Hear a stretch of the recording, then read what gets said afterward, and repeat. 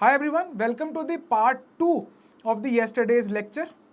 अगर किसी ने पार्ट 1 नहीं देखा है तो उसका जो लिंक है आपको डिस्क्रिप्शन में मिल जाएगा।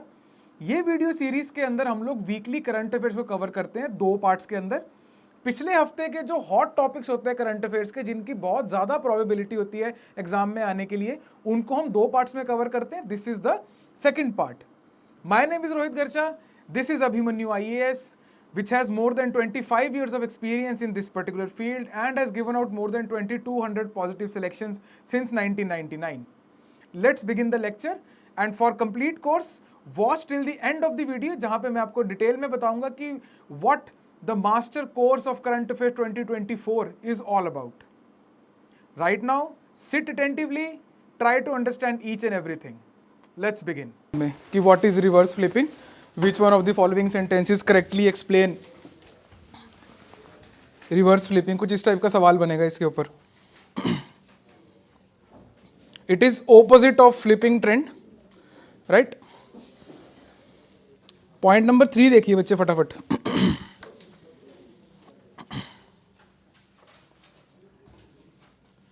फ्लिपिंग समझ में आ जाएगी, रिवर्स फ्लिपिंग इजीली समझ में आ जाएगी. फ्लिपिंग यहाँ पे लिखा हुआ है refers to the process where an Indian company becomes 100% subsidiary of a foreign entity after relocating its headquarters overseas. ठीक है, इसको फ्लिपिंग बोलते हैं कि इंडियन कंपनी थी लेकिन उसने सब्सिडरी बन गई वो किसी और कंपनी की, एंड हेंस उसका हेडक्वार्टर फिर वही बन गया जिसकी वो सब्सिडरी है, and this is called flipping. यहाँ पे जो इंपॉर्टेंट है दैट इज देखिए बच्चे, including transferring of IP and other assets. तो रिवर्स फ्लिपिंग इसका एग्जैक्टली एक बार चेक कर लो.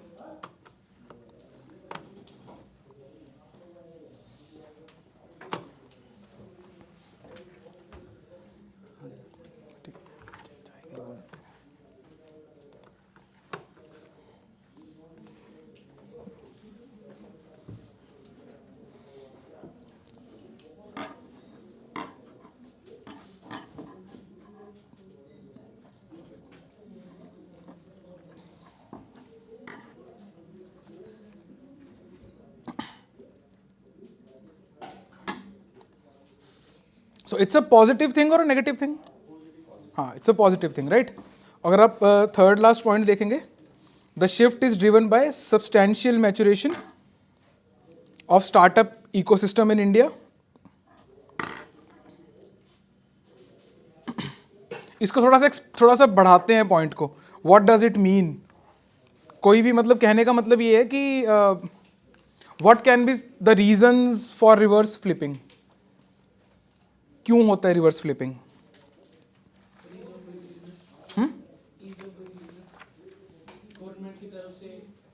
हाँ, मतलब कह सकते ईज ऑफ डूइंग बिजनेस को हम थोड़ा एक्सपैंड करेंगे, जिसका एक पार्ट है कि गवर्नमेंट फेवरेबल पॉलिसीज देती है. हाँ, लिख लो, इसमें साइड पे डाल के लिख लीजिए, रीजंस इंक्लूड करके ऐसे कर कुछ हेडिंग डाल लीजिए.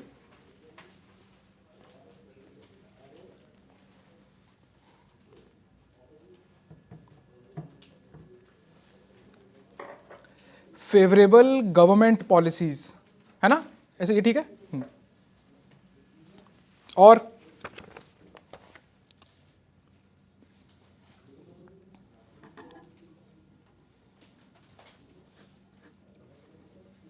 पॉलिसी और लॉ में फर्क होता है, राइट.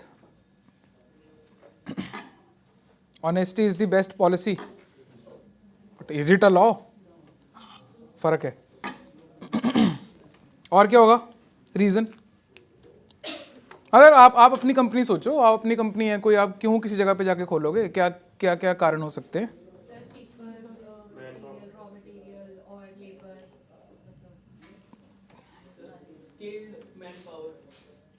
ठीक है, ये सब कारण हो गए. हाँ, फैक्टर्स ऑफ प्रोडक्शन, ये लिखो इसको, availability of FOP, factors of production, जिसमें सारे आ जाते हैं. एनी टाइप ऑफ इनपुट उसको फैक्टर बोल देते हैं हम. Land, labour, capital.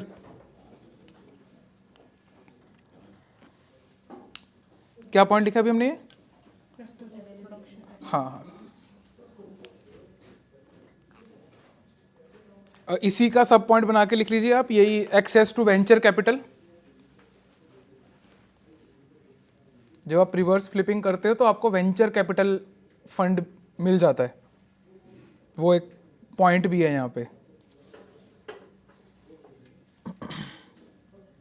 और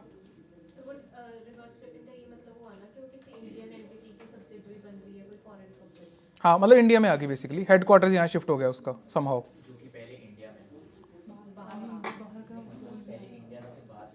हाँ, बाहर था, अब इंडिया में। इंडिया से अगर बाहर गए इट इज फ्लिपिंग। वो कोई भी वापस नहीं आता कोई। ये पूछना अपने कनाडा वाले रिश्तेदारों से कि कब आ रहे हो, अक्टूबर ही बोलते हैं वो, कि बस अभी अक्टूबर का प्लान बन रहा है।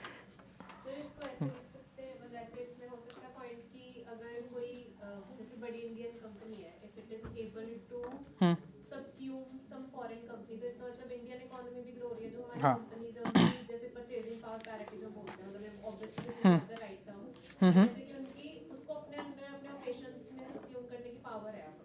ग्रोथ है इसकी तो बस। पर हम क्या लिखना, अभी क्या लिख रहे हैं हम, रीजंस फॉर रिवर्स फ्लिपिंग, वही जानना चाह रहे हैं कि कैसे। वो तो ईज ऑफ डूइंग बिजनेस आपने पहले बोला, उसको हमने तोड़ा, राइट। उसके बाद में हम गए फेवरेबल गवर्नमेंट पॉलिसीज में, एक पॉइंट हमने और लिखा, फैक्टर्स ऑफ प्रोडक्शन की अवेलेबिलिटी और ये सब। हालांकि वैसे एफओपी के ऊपर कमी, रिवर्स फ्लिपिंग एफओपी के ऊपर कम होता है by the way, factors of production की वजह से रिवर्स फ्लिपिंग नहीं हो रही। वो तो आपकी वो कंपनी इंडिया में आ ही जाएगी प्रोड्यूस करने,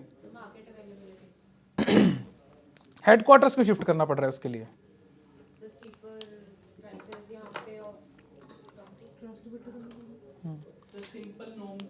हाँ, इस टाइप की चीज उसमें आएगा। पर इसको ऐसे लिखो, कैन बी से फेवरेबल टैक्स रिजीम्स। हाँ, ये सब आएगा इसमें, लिख लीजिए फेवरेबल टैक्स रिजीम्स और better IP protection, intellectual property, better intellectual property protection.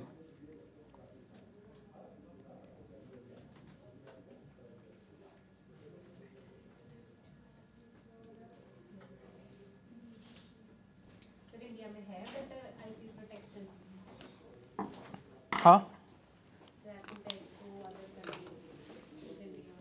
ये बहुत सारी कंट्रीज हैं, देर आर अराउंड 200 कंट्रीज।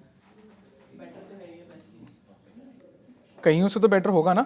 अब देखिए, अब सही बोल रहे हो आप, एक बारी ना सेकंड लास्ट पॉइंट देखिए, the presence of untapped pool of domestic retail investors seeking opportunities to invest in promising emerging companies, recent government initiatives, streamlining process for startups to go public। यहाँ पे हम उनको मार्केट भी दे रहे हैं ना,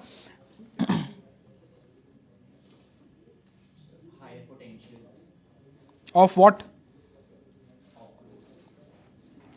हाँ, ये आखिरी दो स्टेटमेंट्स यही करना, मैं वही आपसे निकलवाना चाह रहा हूँ कि कैसे, यही है मुद्दा कि यहाँ पे तभी आएगी कंपनी, क्योंकि उनका तो, ये तो प्राइवेट सेक्टर है ना, इनका मोटिव तो क्या है, प्रॉफिट है ना। इनको समाज सेवा नहीं करनी, कुछ नहीं करना, इनको प्रॉफिट कमाना है, वो आता है इनको करना। इनको सबसे ज़्यादा एफिशिएंटली प्रोड्यूस करना आता है, ठीक है। हाँ, हमारे पास मतलब वो तो अट्रैक्ट, कैसे इसको अट्रैक्ट करेंगे हम, दैट्स वाई यहाँ पे सेंटेंस ऐसे फॉर्म किया हुआ है, adds to the appeal. Main factors वही वाले, समझ गए आप पॉइंट को, ठीक है।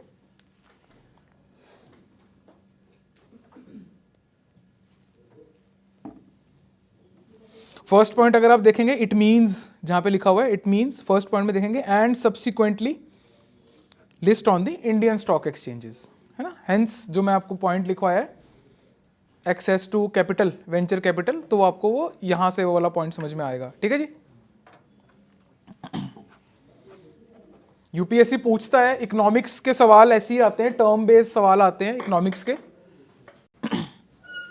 मोस्टली वो टर्म्स जो होते हैं वो इकोनॉमिक सर्वे से उठाए हुए होते हैं, क्योंकि वो नए नए टर्म्स बनाते हैं। इकोनॉमिक सर्वे के अंदर नई नई चीज़ें आती हैं जिसको बाद में इकोनॉमिक स्कूल्स में पढ़ाया जाता है, राइट। सो अगर वहाँ इकोनॉमिक सर्वे अभी तो रिलीज़ नहीं हुआ है, जैसे ही वो इकोनॉमिक सर्वे रिलीज़ होता है तो वहाँ पे जो इंपॉर्टेंट टर्म्स होंगे वो हम कर लेंगे क्लास में डिस्कस। एक ये है, चलें जी आगे। अच्छा एनिमेशन भी है इसमें। हाँ, this is the other news जो मैं आपको बता रहा था, दैट अर्जेंटीनाज विड्रॉल, राइट। ये इंपॉर्टेंट नहीं है इतनी, बस ऐसी ट्रिवियल सी न्यूज है ये।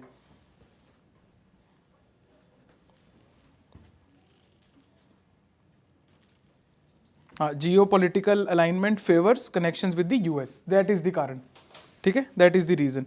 मतलब वैसी आई हैव अ हंच की हो सकता है पेपर में पूछ लें ये कि अर्जेंटीना ने क्यों मना किया, प्राइमरी रीजन क्या है, दैट इज कि nearness to the US policies, right, that is the reason. चलें आगे बच्चे।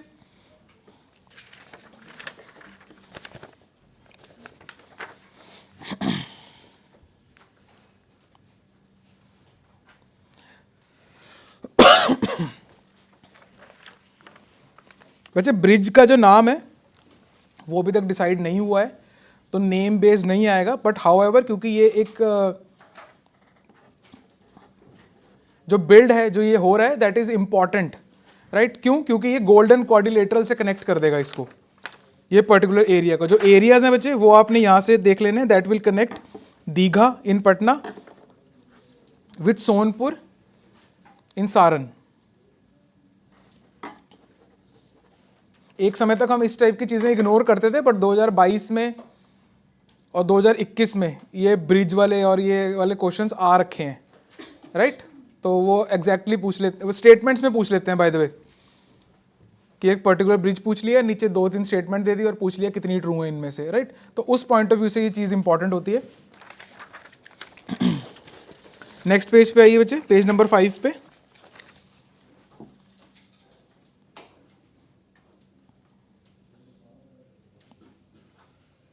यहाँ पे मेरे को फटाफट ढूंढ के बताइए, यहाँ पे गोल्डन क्वाड्रिलेटरल से ये कनेक्ट करेगा कि लिखा हुआ है क्या इनमें? हाँ, furthermore the bridge will provide direct connectivity from Patna to the golden quadrilateral. इसके ऊपर एक शॉर्ट नोट डालना है हमको, गोल्डन क्वाड्रिलेटरल के ऊपर। आ जाते हैं सवाल, आई थिंक 2020 में भी आया था इसके ऊपर सवाल कि विच one of the following states is not touched bye golden quadrilateral. उसमें ऐसे मुंबई, हैदराबाद ऐसे ऑप्शंस थे, राइट।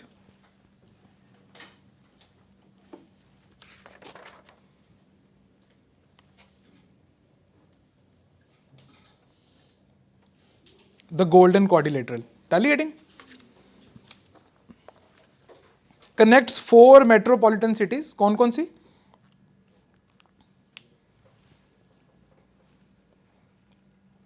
पढ़ा हुआ इसके बारे में, गोल्डन क्वाड्रिलेटरल के बारे में? ये इकलौता प्रोजेक्ट जिसने आई थिंक सूरत की 100% ग्रोथ करी थी, राइट। और जहां जोन सी भी सिटी ये टच करता है उसमें एट एवरेज 40% ग्रोथ देखने को मिली है, एट एवरेज, इस पर्टिकुलर रोड प्रोजेक्ट की। It's a road project. Golden quadrilateral 4 major शहर कनेक्ट करता है ये इंडिया के 4 कोनों से, Delhi, Mumbai, Chennai and Kolkata. It's called the golden quadrilateral.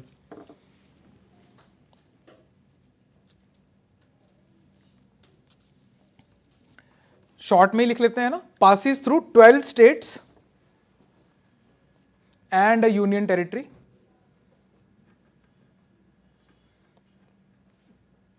The golden quadrilateral passes through 12 states and a union territory. It is India's longest highway network. लगभग 6000 kilometre length है इसकी। तो अगर कभी तुम्हारा रोड ट्रिप मारने का मन करे तो तुम दिल्ली से शुरू करके दिल्ली पे खत्म कर सकते हो।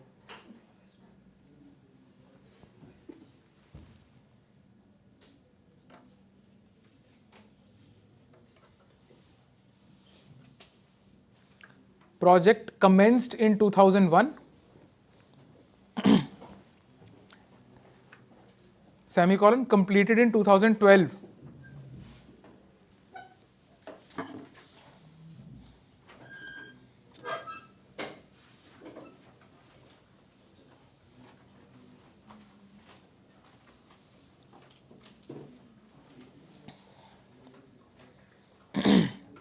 मैनेज्ड बाय, कौन करता होगा मैनेज इसको? NHAI, managed by NHAI। जो टॉपिक नंबर 5 कर रहे हैं हम, गोल्डन क्वाड्रिलेटरल के बारे में लिख रहे हैं, राइट। हेडिंग डाल लो द गोल्डन क्वाड्रिलेटरल और 4 फिंगर्स जितनी जगह छोड़ दो। Managed by NHAI। बच्चे एक जो और सवाल इसमें बनता है ना कि कौन सा स्ट्रेच लॉन्गेस्ट शॉर्टेस्ट, वो वाला सवाल बन सकता है, या फिर उसको असेंडिंग डिसेंडिंग में लगा सकते हैं, तो मैं आपको सारे लिखवा देता हूँ।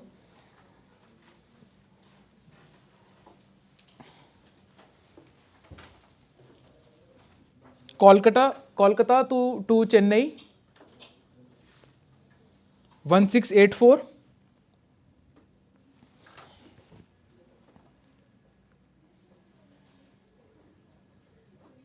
मैं आपको डिसेंडिंग में लिखवा देता हूँ, राइट। कोलकाता टू दिल्ली 1563, ये नंबर्स इंपॉर्टेंट नहीं है, राइट, बस लेंथ इंपॉर्टेंट है कि ज़्यादा किसकी। Kolkata to Delhi 1563 kilometres. Delhi to Mumbai 1419,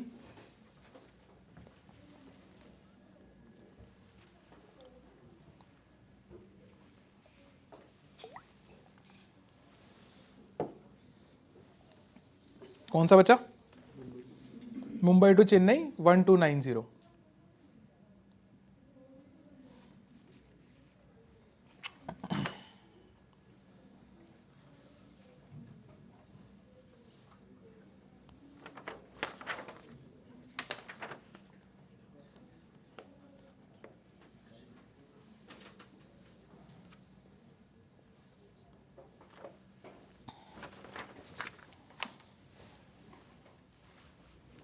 आ जाओ जी आगे।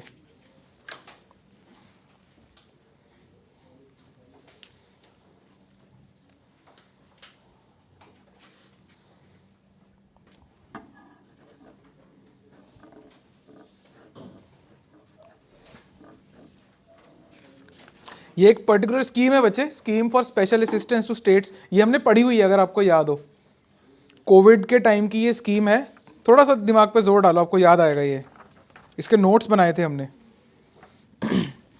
जिसमें स्टेट्स को हम लोन देने की बात कर रहे हैं, right, on various criterias, right.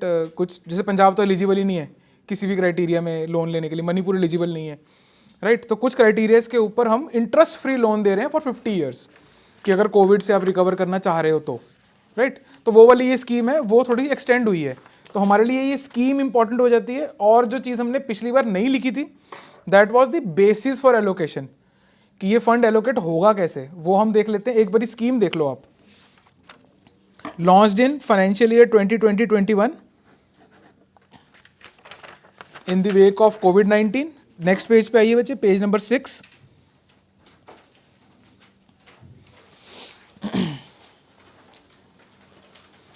ये आपको वैसे याद आएगा, हमने वैसे डिस्कस किया था कि कैपिटल एक्सपेंडिचर के लिए क्यों दे रहे हैं हम लोन, रेवेन्यू एक्सपेंडिचर के लिए लोन क्यों नहीं दे पा रहे हैं, और क्यों नहीं दे रहे हैं फॉर दैट मैटर। क्यों कर रहे हैं हम कैपिटल एक्सपेंडिचर को प्रमोट?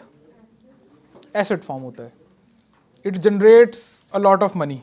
जैसे अगर आप पैसा खर्च के पैसा छापने वाली मशीन ले लो, इलीगल है, हाँ, अनलेस एंड अनटिल आप RBI हो, राइट।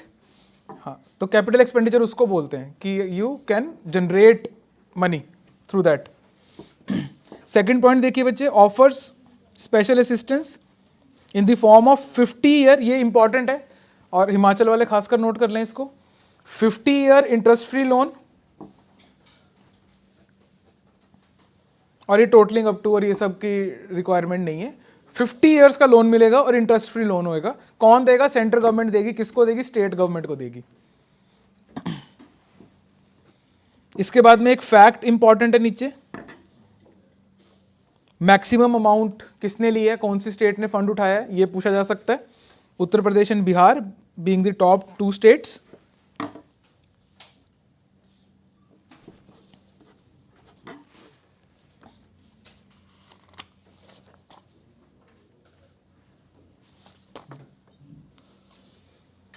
ठीक है। और इसी के नीचे अगर आप देखेंगे, Andhra Pradesh, Kerala, Manipur and Punjab did not receive any allocation in this fiscal year. ठीक है, ये डिस्पैरिटी हाईलाइट करने के लिए ये 2 पॉइंट्स गिवन है आपको। ठीक है जी, कि मिनिमम स्टेट्स किसने लोन उठाया सबसे कम। आइए बच्चे, basis for allocation.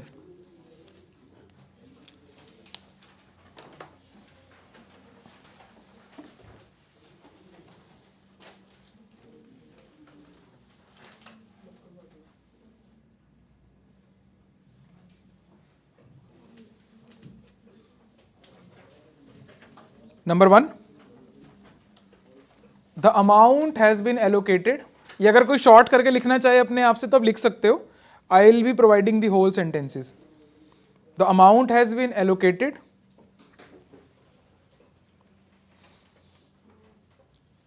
To states in proportion to their share of taxes as per 15th finance commission. ठीक है, प्रोपोर्शनेटली मिलेगा।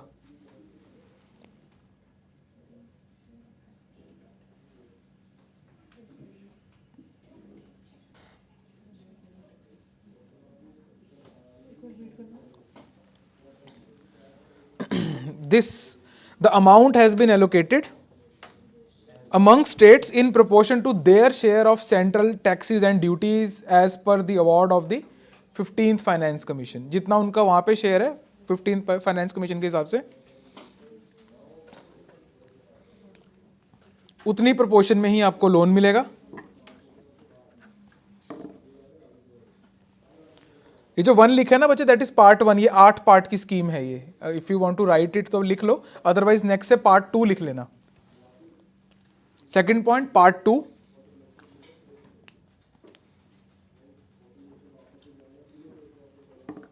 Allocation of 3000 crore. ये जो पार्ट्स है ना बच्चे, ये इसलिए है कि ये मनी यूज कहां करनी है। पार्ट 2, 3000 करोड़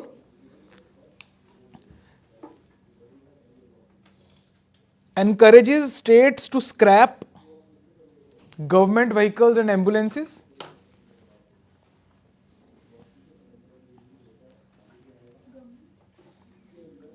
ये इसको ना आप और शॉर्ट में लिखो या ऐसे लिख लीजिए आप, for scrapping old vehicles, bracket में लिख लो गवर्नमेंट एंड प्राइवेट, इसमें सब कुछ आ गया।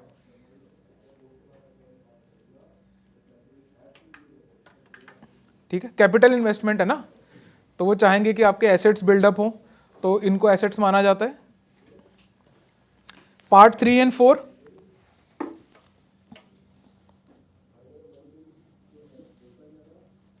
इकट्ठे लिख लेते हैं। Part 3 and 4, incentives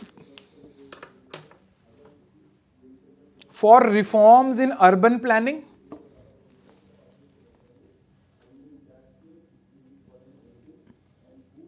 and urban finance.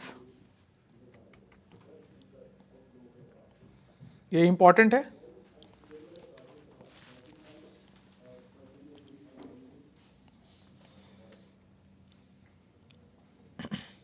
Part 5 and 6 next,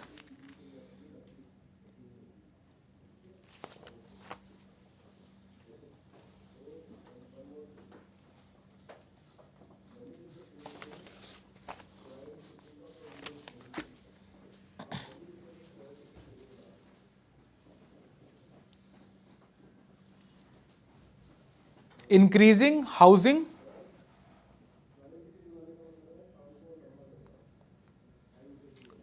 for police personnel and their families,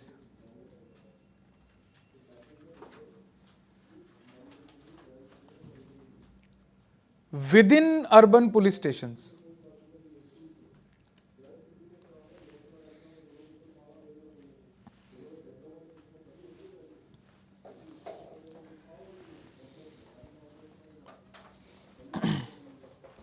have you ever been to a police station जहां पे उनकी रेजिडेंस उसी स्टेशन में है, या आप शरीफ लोग हो, आप कभी गए ही नहीं पुलिस स्टेशन? अच्छा, I have been to one जिसमें ऐसा था कि उसका घर भी वहीं था एंड ड्यूटी भी वहीं थी. It was a sight to see. मतलब अब police man without pants. It's true. सच में मेरा तो ग्रीवेंस बताने का मन ही नहीं हो रहा था कि हुआ क्या है. मैं एंड इसमें सेकंड पार्ट जो पार्ट 6 में है वो लिख लीजिए आप साथ ही में, मतलब सेम ही पॉइंट में. To promote national integration.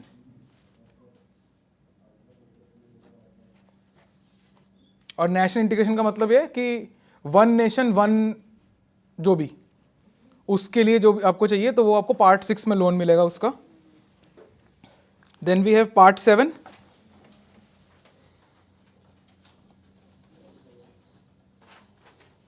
For setting up libraries.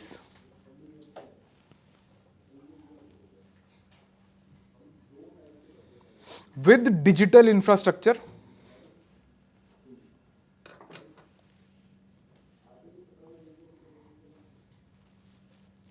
Eight panchayat and ward level.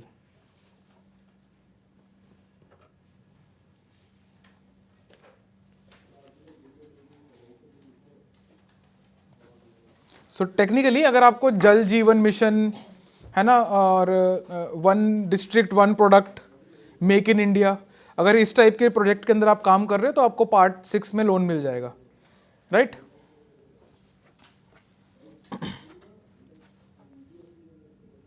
बस चले आगे. डन. 8th पार्ट नहीं है इसमें यार मेरे पास.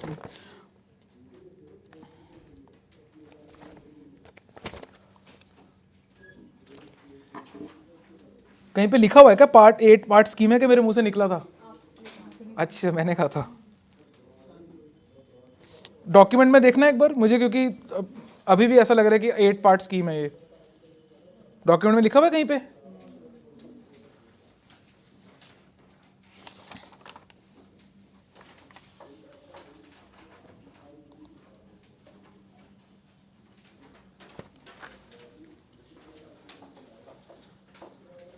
हो सकता है कि 8 पार्ट स्किप हो गया हो यहाँ से, या वो मिसलेनियस होगा. अगली क्लास में कंफर्म करते हैं, ठीक है. आप लोग भी अभी ढूंढने मत बैठना, इतना इंपॉर्टेंट नहीं है. इसी में से आएगा अगर आएगा तो. I will see to it. ठीक है, नेक्स्ट में बताता हूँ मैं आपको. आ जाओ बच्चे, आ जाओ. Next, trend and progress of banking in India.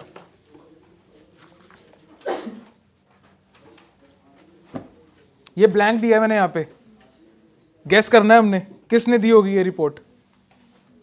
Which provides an extensive analysis of the banking sectors performance in India. कौन दे सकता है इसको? इंडिया की एजेंसी है, बाहर की नहीं है, इंटरनेशनल नहीं है, नेशनल एजेंसी है. Trend and progress of banking in India. India की बैंकिंग को कौन सी एजेंसी समझती है? ओवरथिंक मत करो इसको, सिंपल है ये. आरबीआई. हाँ, लिख लो अपने हाथ से.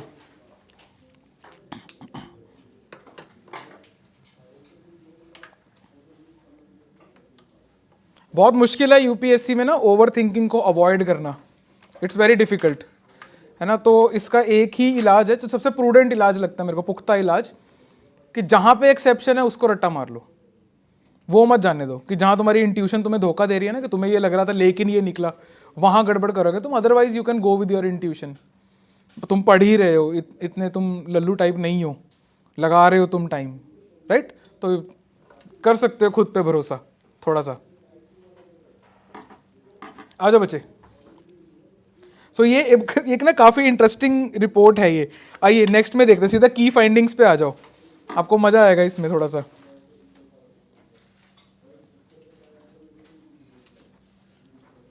और ये भी हाईलाइट होगा इसके बाद में कि हमने, अपने को याद होगा रिसेंटली हमने आरबीआई के ऊपर ना कुछ क्वेश्चन किए थे कि कैसे आपका आरबीआई फोररनर निकल के आ रहा है.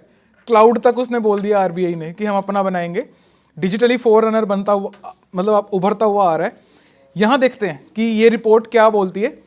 नंबर 1 देखिए, rise in fraud cases.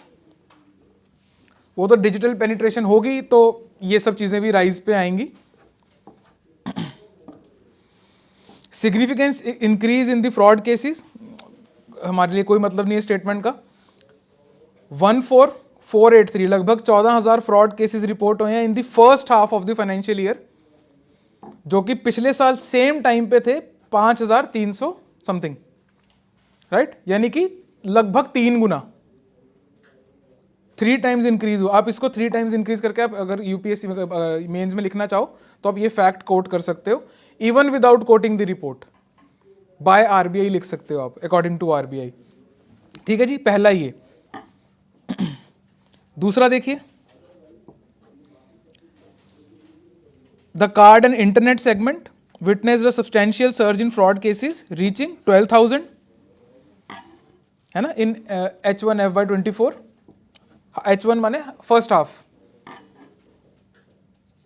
Compare to 2321, लगभग 6 गुना, 6 टाइम्स इंक्रीज, राइट, ये रिपोर्ट बता रही है। अमाउंट भी अगर आप देखोगे उसमें भी लगभग सेम सा ही आपको देखने को मिलेगा। इन नंबर ऑफ फ्रॉड्स इंक्रीज हुए हैं, बट जो अमाउंट है वो डिक्रीज 630 करोड़ और ये 87 करोड़।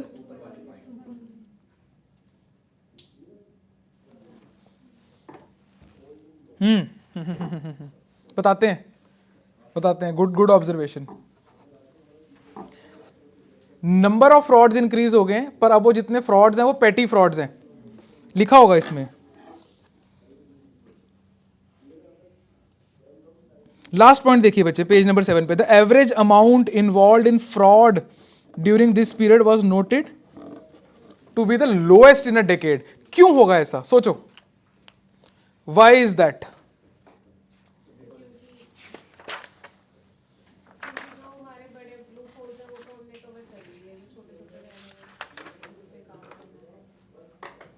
और बताओ। जो बड़ी पेमेंट्स है वो रेगुलेट कर चुके हैं डिजिटाइजेशन के थ्रू, एंड जो ग्राउंड लेवल पे जो फ्रॉड्स हो सकते हैं वो बचे। किन के साथ हो सकते हैं वो? वो लोग आपके गांव वगैरह के अंदर, ये हमने किया हुआ है डिस्कस, अगर आपको थोड़ा सा याद आ रहा है कि गांव वगैरह के अंदर में फ्रॉड्स इंक्रीज हो चुके हैं जस्ट बिकॉज कि उनको उनसे बात करना आसान है, फ्रेंडली लोग हैं वो, भरोसा करने वाले लोग हैं। हम सारे हैं वैसे, we all trust each other, मतलब नॉट ईच अदर, मेरे को तुम पे रत्ती भर भरोसा नहीं है, but otherwise human kind trust each other. आपको ट्रस्ट होता है कि अगर ये गाड़ी वहां से आ रही है और रेड लाइट है, वो रुकेगी और आप क्रॉस कर जाओगे। आप गाड़ी में बैठे, आपको पीछे वाले पे ट्रस्ट है ना? आपको रमीज सर पे ट्रस्ट है कि नहीं मारेगा चाकू मुझे, मैं जा सकती हूँ कैबिन में, मैं जा सकता हूँ कैबिन में, right? We are built on trust, human kind की खासियत है ये ट्रस्ट, राइट? गुड ऑब्जर्वेशन, सही है। ये लास्ट में यही लिखा हुआ है, नंबर ऑफ फ्रॉड्स इंक्रीज हुए हैं लेकिन पेटी फ्रॉड्स हैं वो ओवरऑल अमाउंट सबसे कम है। तो क्या बोलेंगे इसको हम? इज इट अ सक्सेस और a failure? It's a success. अरे यार, पार्शियल सक्सेस क्या होता है? प्री निकल गया। पार्शियल सक्सेस नाम की कोई चीज नहीं होती है।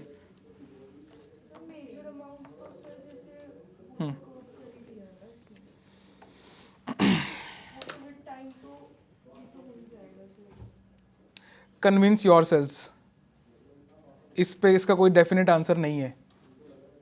सक्सेस है नहीं है, मतलब सक्सेस वर्ड या फ्रॉड भी हम एक ही सेंटेंस में बोल रहे हैं और सक्सेस भी लगा रहे हैं साथ में, it is not making sense at the base only. वैसे तो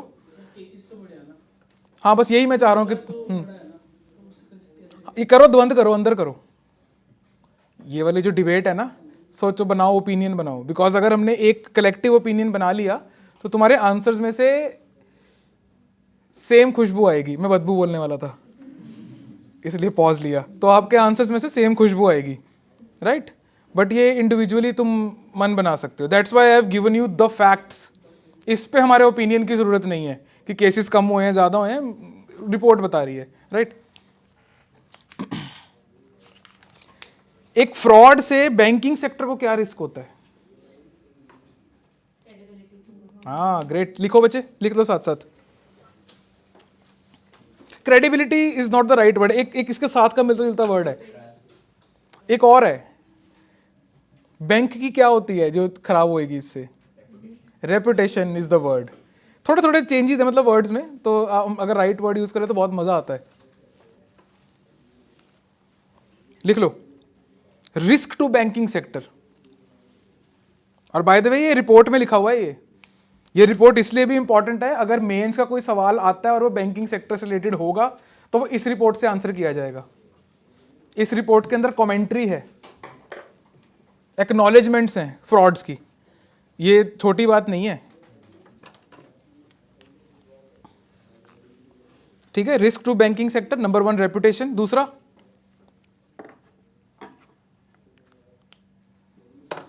फाइनेंशियल इंक्लूजन कम होता जाएगा, मतलब कि वही हो गया क्रेडिबिलिटी। नहीं, सही बोल रहे हो आप, इसको अलग कर सकते हैं ना हम, इसको हम ऐसे बोल देते हैं इम्प्लीकेशंस फॉर फाइनेंशियल स्टेबिलिटी।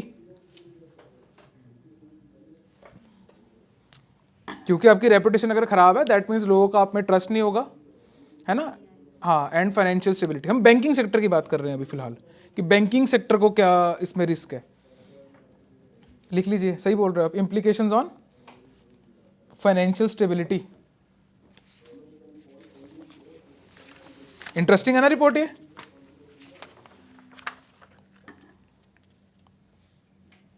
और डिजिटलाइजेशन को हैम्पर करेगा जैसे। परफेक्ट, परफेक्ट पॉइंट, लिख लीजिए। Hampering digitalisation.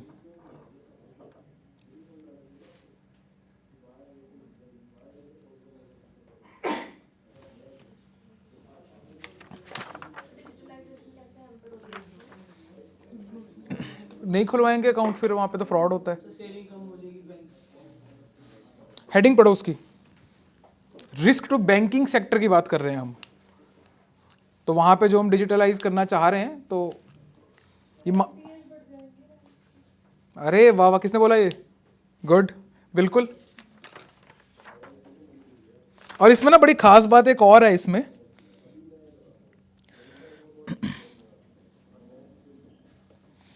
इसी में आप ऊपर सेकंड लास्ट पॉइंट देखिए, बिल्कुल लास्ट में,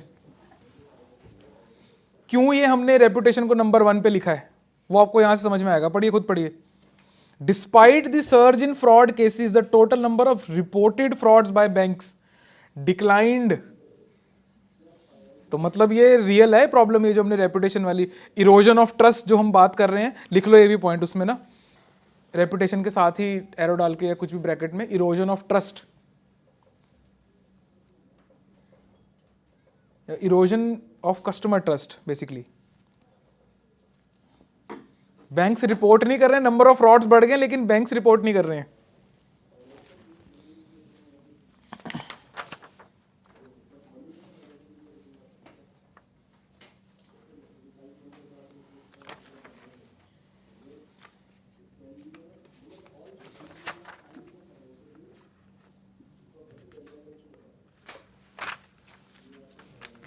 क्यों रिपोर्ट नहीं कर रहे हैं बैंक्स?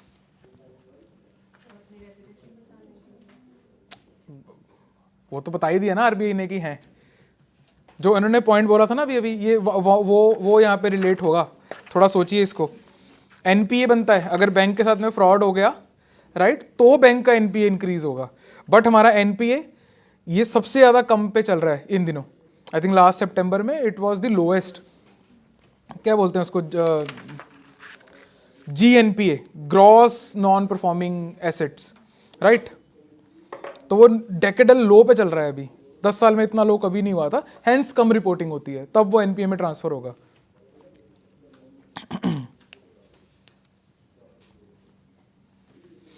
एक स्टेटमेंट लिख लो यहाँ पे लास्ट में, रिपोर्ट से ही है स्टेटमेंट, बिल्कुल लास्ट में जो जगह बची हुई है ना, हाँ, ये कंक्लूजन सा बनेगा इसका। और आपके मेंस के आंसर प्रॉम्प्ट होंगे, यहाँ से क्वेश्चंस प्रॉम्प्ट होंगे, तो ये स्टेटमेंट समझनी है आपने। RBI acknowledges the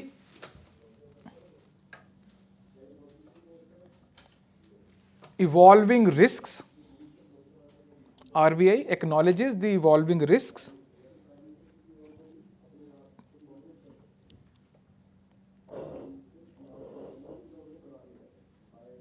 comma,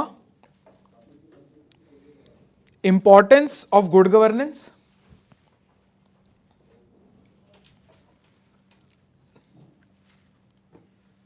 and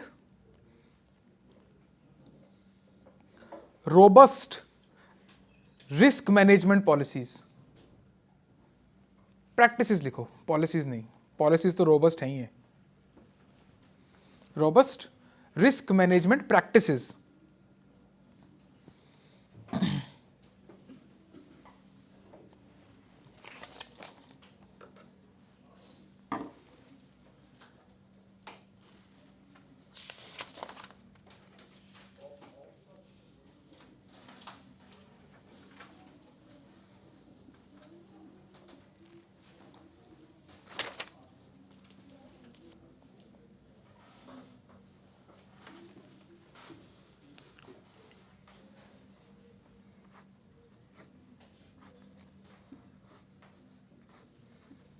एक हमने जीएनपीए टर्म यूज किया था, right.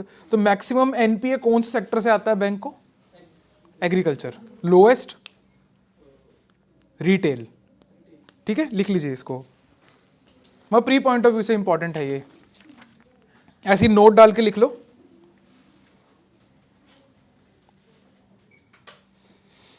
The agricultural sector has the highest GNPA ratio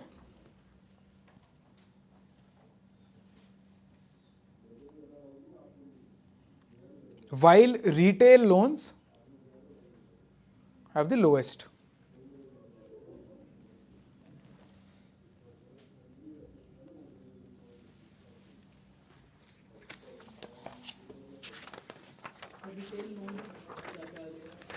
जो भी सामान खरीदना होता थोड़ा बहुत. हाँ,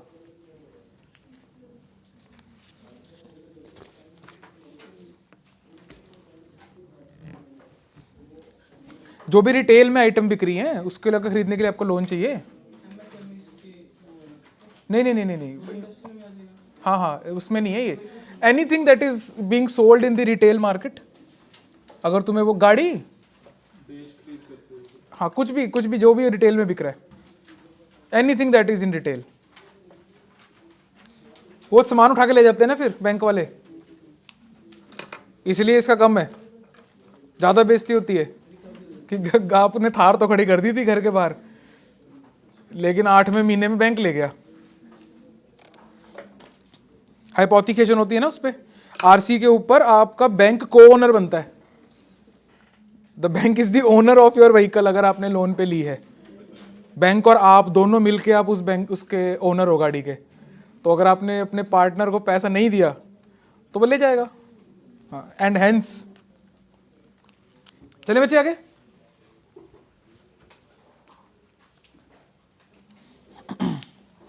Again, this fellow is in news yet again, right? So Kyrgyz Republic ने अनाउंस किया है कि ये उनका नेशनल सिंबल होने वाला है, राइट. दैट मीन्स कि अब फिर से न्यूज में आ गया है. कौन कौन? ये भाई साहब और किर्गिस्तान दोनों. तो किर्गिस्तान को हम कर चुके हैं पहले कवर, आई थिंक, है ना, कि कौन कौन सी बॉर्डरिंग कंट्रीज हैं. ये सब लिख लो, इसको नोट डाल के लिख लो आप. किर्गिस्तान कवर करना है आपको सही से. किर्गिस्तान, क्योंकि लास्ट ईयर यूक्रेन पे आ चुका है. यूपीएससी का बहुत फेवरेट चल रहा है ये रीजन.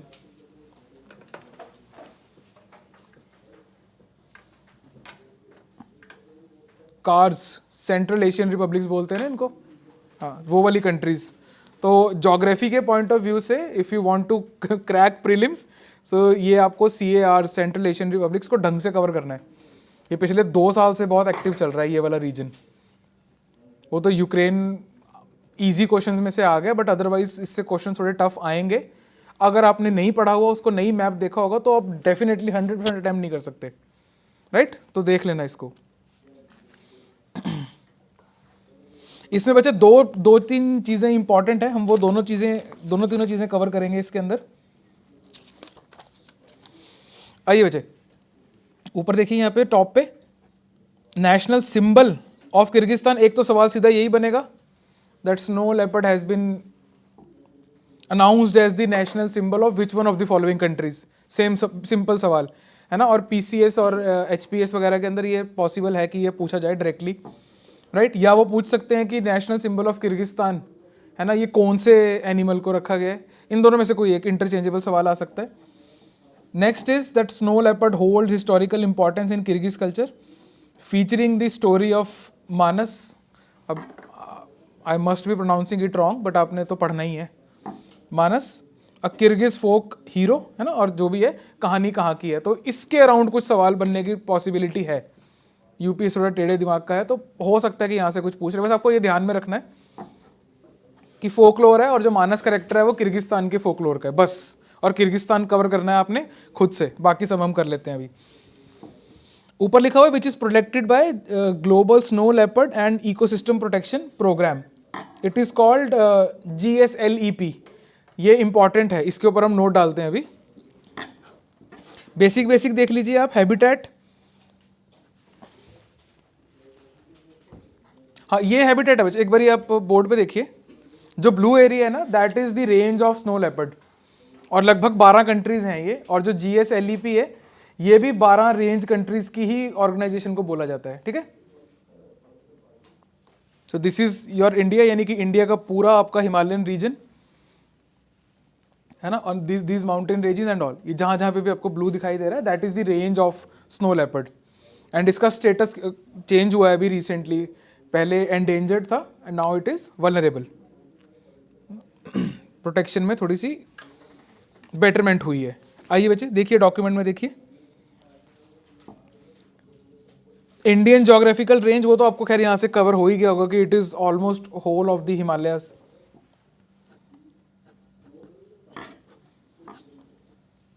इसके अलावा इंडिया ने स्नो लेपर्ड के लिए क्या क्या किया हुआ है वो हमने यहाँ पे, मैंने नीचे आपको एक लिस्ट मेंशन कर दी है, इंडियाज कंजर्वेशन एफर्ट्स। अगर आप इसको ध्यान से देखेंगे बच्चे, सिक्योर हिमालय प्रोजेक्ट ये हम डिटेल में कर चुके हैं। इस साल शायद हमने नहीं किया, बट इसके ऊपर सवाल आने के चांसेस अब थोड़े से कम है। हिमाचल में आई थिंक इसका आ भी चुका है, किसी छोटे मोटे एग्जाम में हिमाचल में ये ऑलरेडी ये सवाल आ चुका है, और शायद हरियाणा ने भी कवर कर दिया है इसको, उत्तराखंड ने डेफिनेटली किया है, राइट। तो देर इज़ अ पॉसिबिलिटी कि ये आपको पंजाब में पॉपअप होता हुआ दिखे कि सिक्योर हिमालय प्रोजेक्ट जो है ये कौन चला रहा है, कहाँ के लिए, क्या कर रहे हैं, कुछ इस टाइप की चीज़।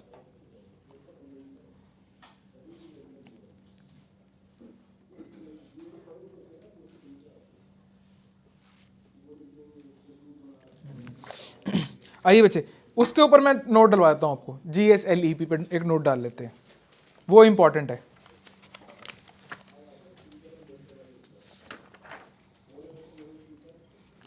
It is an alliance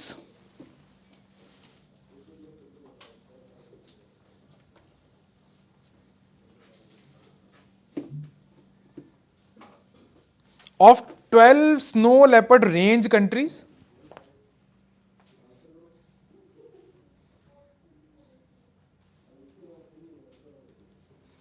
and other stakeholders. Other stakeholders कौन कौन से होंगे?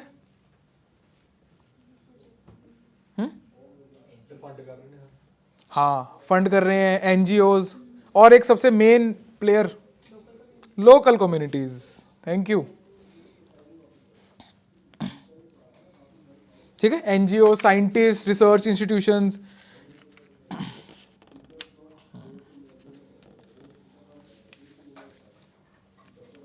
आपको अगर फाइनेंस डिपार्टमेंट मिले आप अच्छा संभाल लोगे उसको, है ना। सीधा पहले ही ठा करके वो है जो पैसा दे रहा है ना। द स्टेक होल्डर की अगर लिस्ट की बात हो रही है,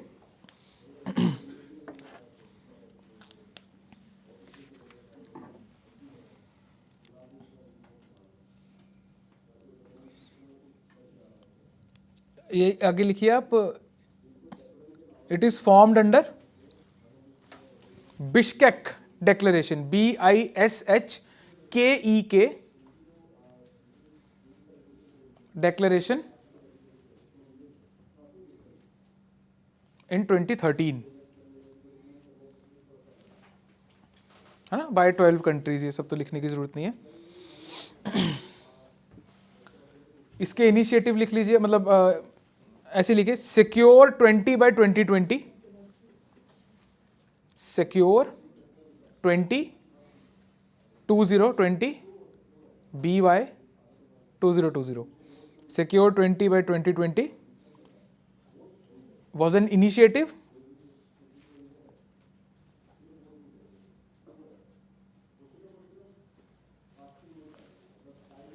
क्या होगा ये 20 by 2020 वैसे? थोड़ा दिमाग लगाओ.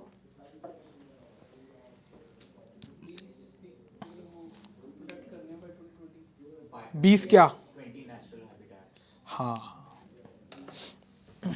Aims to secure at least 20 snow leopard landscapes by 2020. मतलब ऐसा सवाल आएगा कि ये secure 20 by 2020 was an initiative under which one of the following. तो उसका आंसर है ये GSLEP.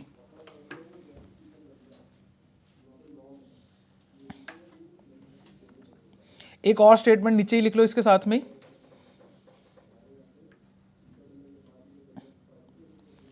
The 12 snow leopard range countries are. Range countries की लिस्ट देख लो. वैसे बोलते रहोगे तो अच्छा रहेगा, आप ही बता दो.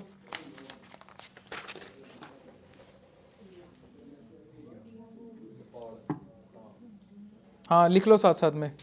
इंडिया, नेपाल,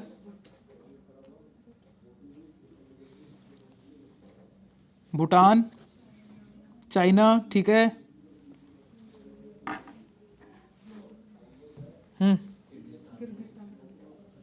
ठीक है. किर्गिस्तान और ठीक है. ताजिकिस्तान,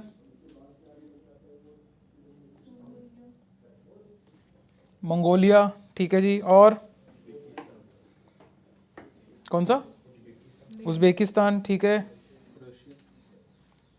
रशिया, ठीक है. पर 3 स्थान और रह गए.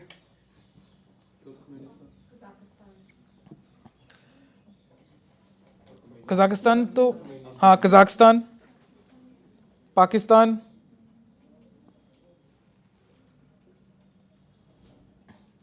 एक रह गया और ना, अफगानिस्तान. हो गए 12? पहले जिसने सारे लिख लिए एक बार बताना. 12 हो गए? ठीक है.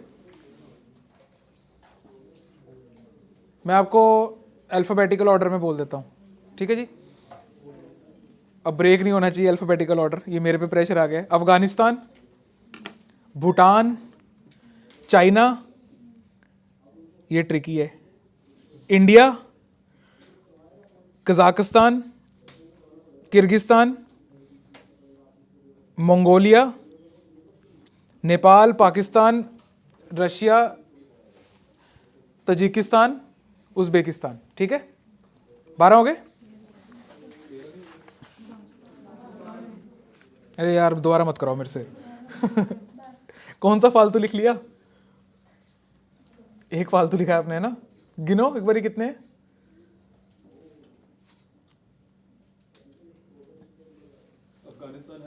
अफगानिस्तान है, फिर तो 14 हो गए.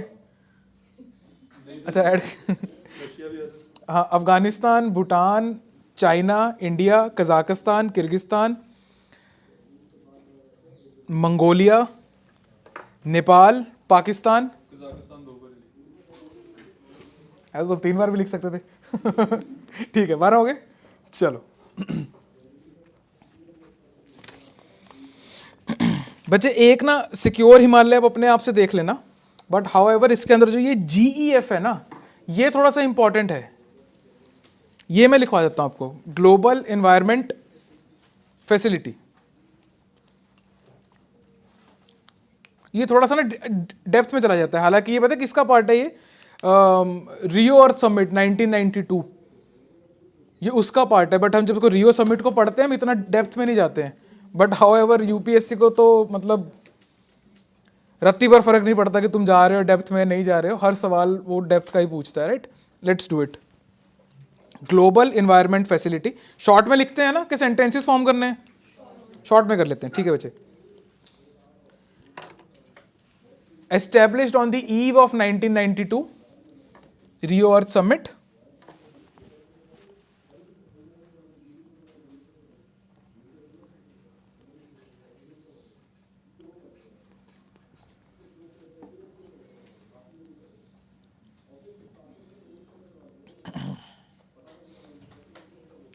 It is a family of funds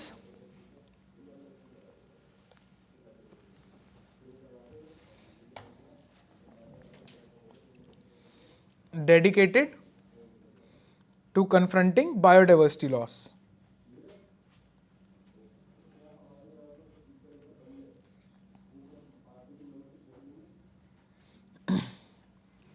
ये इंपॉर्टेंट है अगला. It provides financial assistance to 5 major international conventions.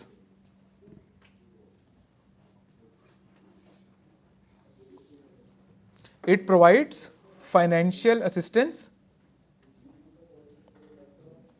to 5 major international conventions. List बनेगी. नंबर 1,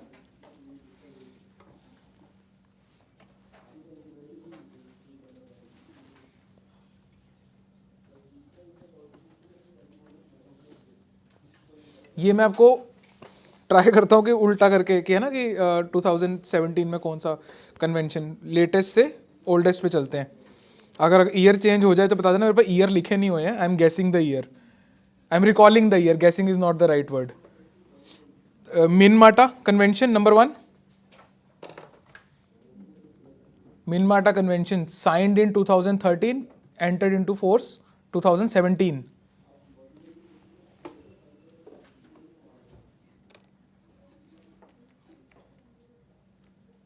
ठीक है ईयर.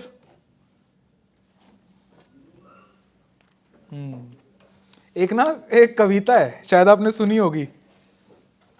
राजा बोला रात है, रानी बोली रात है, मंत्री बोला रात है, संतरी बोला रात है, ये सुबह सुबह की बात है. तो तुमने तो हाँ करनी ही है.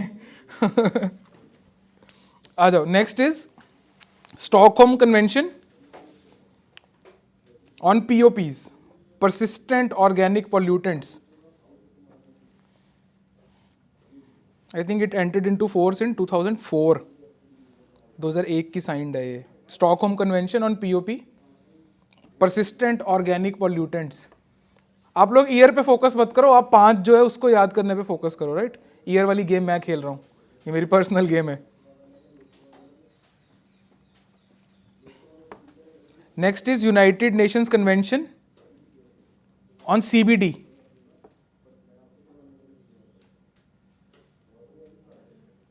United Convention on Biological Diversity, UNCBD है वो. I think 1993. Next we have ये UNCCD, United Nations Convention to combat desertification. ये मुझे 4 लग रही है. आई थिंक ऊपर एक्सचेंज कराने वाली है.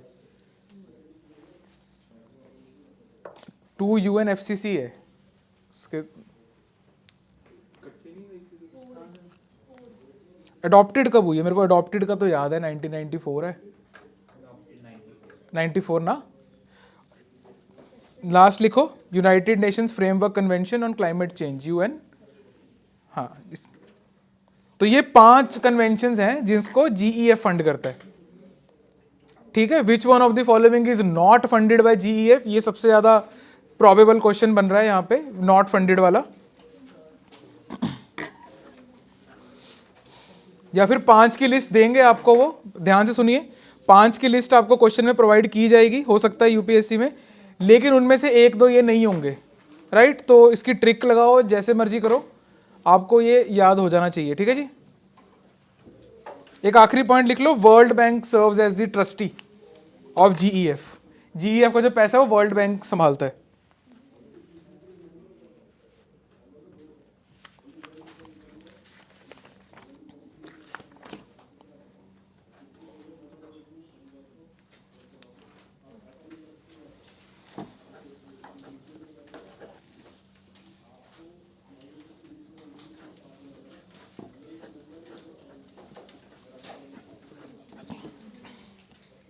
बच्चे, एग्रो फॉरेस्ट्री से रिलेटेड हमने ना एक टॉपिक किया था रिसेंटली. राइट, जिसके अंदर हमने क्या किया था, याद है? सर्टिफिकेशन से रिलेटेड जो था कि हम बाहर से सर्टिफिकेट्स लेते थे कि इसके अंदर कोई किसी भी उसमें क्राइम या ऑर्गेनाइज क्राइम तो नहीं इन्वॉल्व, किसी भी प्रोसेस के अंदर टिम्बर के वहाँ से लगने से उगने से लेके पहुँचने तक कहीं पे ब्लड तो नहीं इन्वॉल्व किसी भी टाइप का, है ना। तो इसकी सर्टिफिकेशन प्रोवाइड होती थी। अब गवर्नमेंट ऑफ इंडिया ने वॉलेंट्री सर्टिफिकेशन प्रोवाइड करनी शुरू करी थी। नेक्स्ट इज दिस मूव उस पर्टिकुलर फील्ड में। ये सारी चीजें आपको हाईलाइट कर रही है कि इस साल मेंस का क्वेश्चन किधर को जाएगा, एग्रो फॉरेस्ट्री से related, right.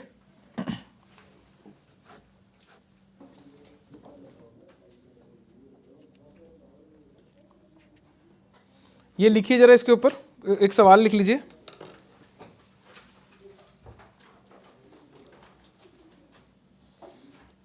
India is on its way. India is on its way to finally tap the full potential of agroforestry. To finally tap the full potential of agroforestry. इसमें आपको उड़ने का मौका देते हैं, फुल स्टॉप, कमेंट। मैं आपको remind करा देना चाहता हूं कि जब हम कमेंट करने की बात करते हैं, कमेंट कैसे करना है, फर्स्ट पर्सन, आप कर रहे हो कमेंट, मेरे को मतलब आपके ओपिनियन चाहिए उसके अंदर। You guys have to comment on it, ठीक है। लगना चाहिए कि आप मेरे से बात कर रहे हो, आप एक्चुअली कमेंट कर रहे हो उस पर। मैं कोई किताब पढ़ रहा हूँ, कोई आर्टिकल पढ़ रहा हूँ, वैसे नहीं। और इससे मुझे याद आया, एक कॉमन फीडबैक है मेरे पास में कि थोड़ा सा ना आर्टिकल की फॉर्म में मत लिखा करो आंसर्स, क्योंकि वहां पे ना आपको स्पेसिफाई किया हुआ है कि आपने क्या बताना है। आर्टिकल जब आप पढ़ते हो अखबार में, कोई उम्मीद से जाते हो उधर कि आज मेरे को इसके बारे में पढ़ना है। आर्टिकल आपको खींचता है, राइट, कि यार ऐसा होता है, ये है, अब ये हो रहा है और ऐसे है। Article is a different thing, editorial में जो आते हैं, राइट, ये नहीं है वो। दैट्स वाई ऐसे पेपर अलग है। तो ये वो चीज़ नहीं है, मतलब not valid for every answer. हो सकता है कहीं पे आर्टिकल भी लिखना पड़े, बट जनरली स्पीकिंग तो आप थोड़ा सा अवॉइड किया करो आर्टिकल फॉर्म में लिखने का। सवाल पूछा गया है आपसे, बी टेक्निकल, बी प्रिसाइज, ठीक है जी। आ जाओ, ये देखते हैं क्या चीज़ है ये, ठीक है। हो गया, क्वेश्चन कंप्लीट हो गया। आज दो मिल गए ना आज, ठीक है। कोई भी एक अवॉइड कर देना उसमें से, है ना।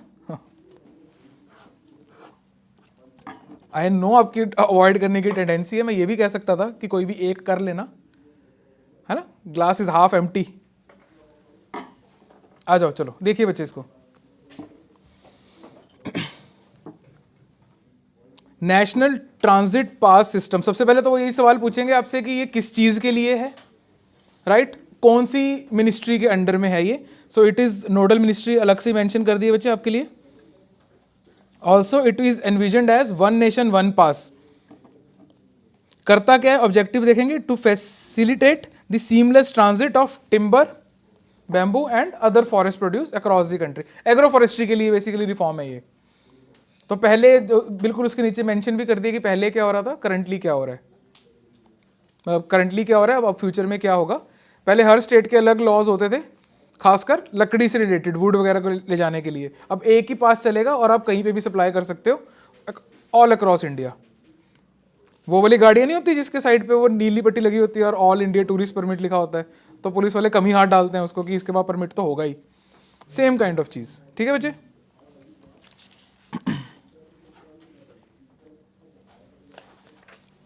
आ जाओ आगे, नेक्स्ट।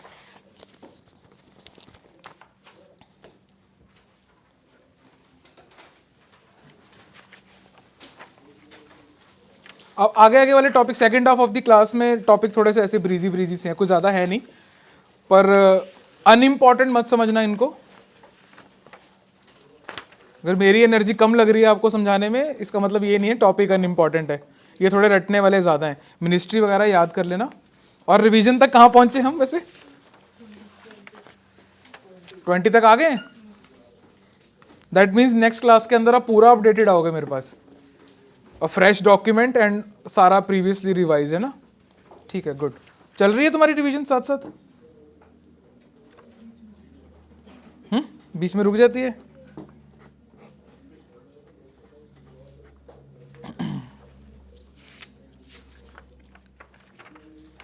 रुकने का कारण क्या है, क्यों, मतलब कुछ कुछ अरे रीजन पूछा है, एक्सक्यूज थोड़ी, रीजन बताओ।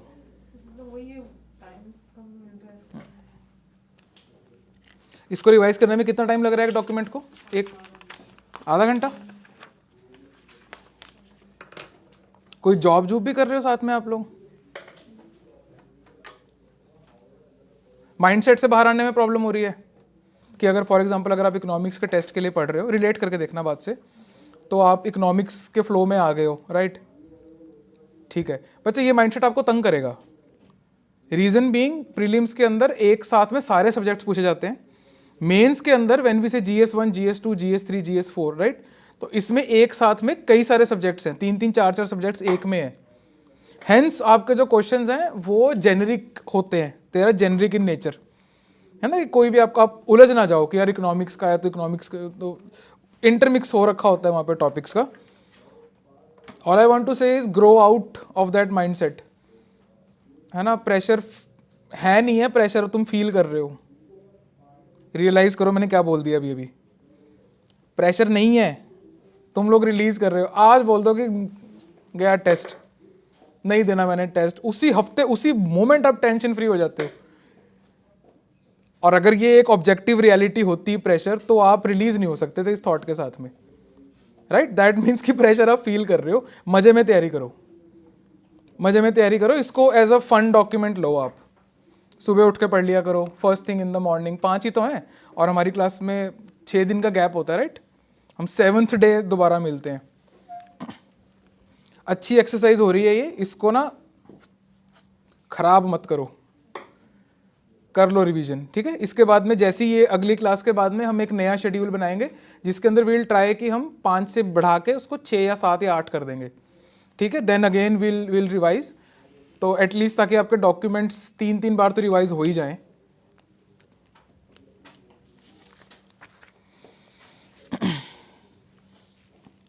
आइए बच्चे, नेक्स्ट टॉपिक निकालिए।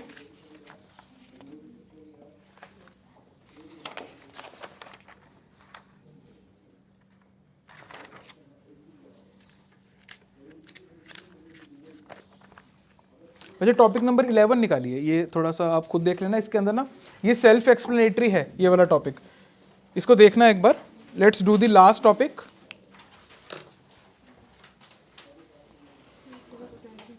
हाँ जी बच्चे, एक आपका मिसिंग होगा, है ना? आपके घर में 2 बार ही आया 11, एक दे दो इनको।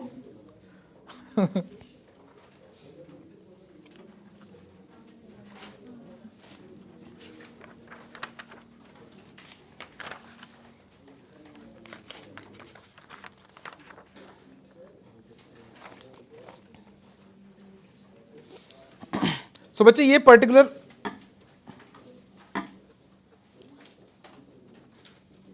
एक कमेटी है। आइए बच्चे डॉक्यूमेंट में देखिए पेज नंबर 11,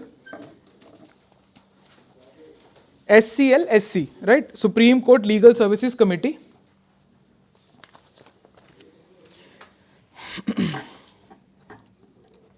पढ़ रहे हो इसको आप? देखो, पढ़ो पढ़ो पढ़ो साथ में। क्या कर रहा है ये? Provide legal aid to marginalised. कौन सा DPSP है ये? 39A it is, right? Good, लिख लो साइड पे।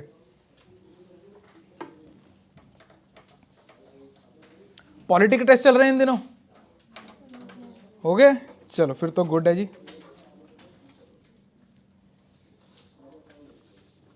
और इसके साथ में ये पर्टिकुलर चीज एक और राइट इंश्योर करती है। Which one is that?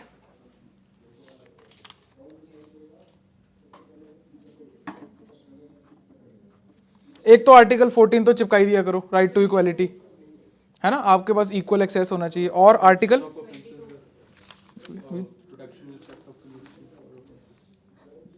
Right to be informed of grounds of arrest, वो वाला कौन सा है आर्टिकल? हाँ, आर्टिकल 2 क्लॉज 1, ठीक है? लिखना है तो लिख सकते हो आप, ये आ सकता है पेपर में।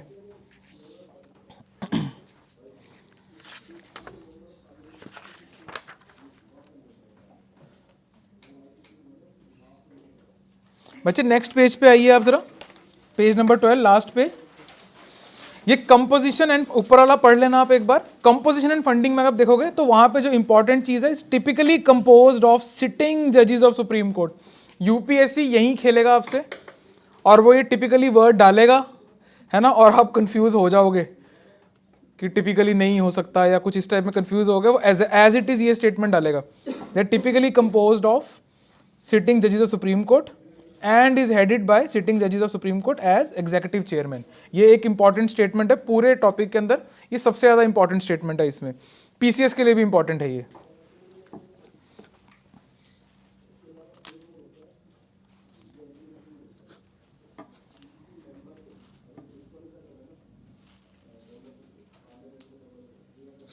बच्चे यहाँ पे ना एक एक्ट गिवन है, लीगल सर्विसेज अथॉरिटीज एक्ट, इसके बारे में 2-4 लाइनें लिख लेते हैं कि ये क्या दे रहा है आपको।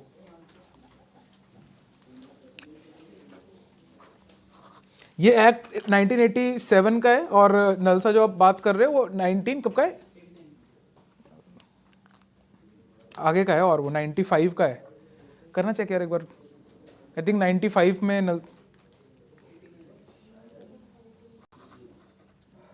नलसा कब कॉन्स्टिट्यूट हुई थी, बस वो ईयर देख लो। I think it's 1995।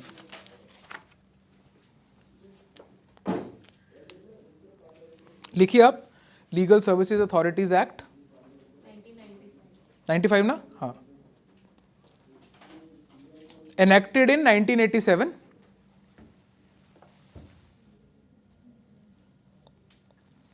To give, समझिए इस चीज को, ये स्टेटमेंट देखना कितनी मजेदार है। To give a statutory base, to give a statutory base to legal aid programs.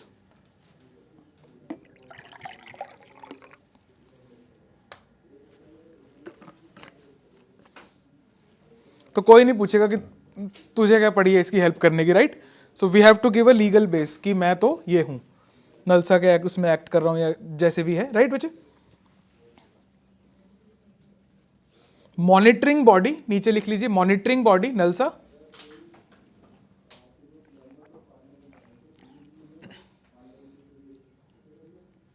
was constituted in 1995.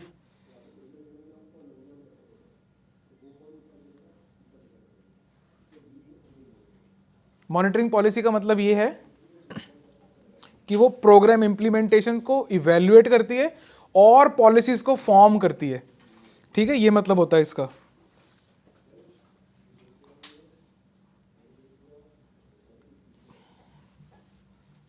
I think बाकी चीज इंपॉर्टेंट नहीं है कि नेशन वाइड ऑपरेट करती है।